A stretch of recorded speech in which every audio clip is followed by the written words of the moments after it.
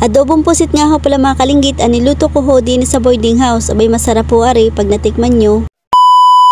Nagbili nga ho pala mga kalinggit ng pusit, 3 piraso nga ho pala ari, sa halaga nga ho pala 203 pesos.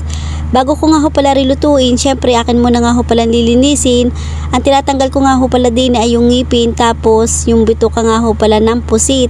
Hindi ko nga ho pala maalis-alis at nahihirapan nga ho pala ko, at hindi nga ho pala ako marunong magtanggal ng bituka ng pusit kung paano ko nga ho pala rin matatanggal. Kainaman na.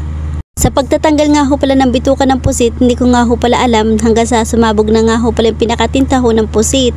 Hirap na hirap nga ho pala magtanggal ng bituka. Pagkatapos ko nga ho palang matanggal yung bituka ho ng pusit, akin naman ho aring ginayat yung tama hong laki, kasi naman ho pag aring naluto na ay medyo kikilis din nga ho pala ang laman ho na rin. Nang mahugasan ko na nga ho pala rin pusit at na nga ho palang lulutuin, naglagay lang ho ako dyan ng kaunting mantika sa kawali, tapos magigisa nga ho pala tayo dyan ng bawang at sibuyas.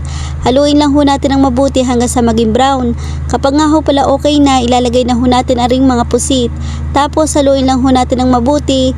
Kapag nga ho pala rin nasangkot siya na ho natin, ay maglalagay naman ho tayo dyan ng mga pampalasa ng toyo, suka, umami, paminta, tapos haluin lang ho natin ng mabuti. Tapos atin mo na nga ho pala rin tatakluban para humabis maluto yung pusit. Kapag nga ho pala medyo wala na hong sabaw, ilalagay na ho natin aring kokomama. Ano na nga lang ho pala yung ginamit ko at madali nga ho palang gamitin, at hindi na nga ho pala tayo magpipiga-piga pa.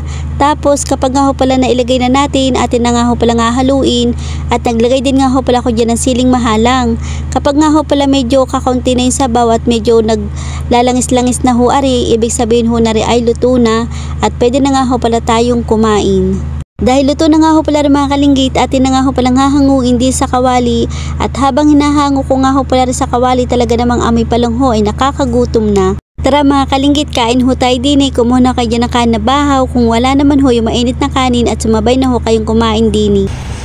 Kain tayo mga kalinggit.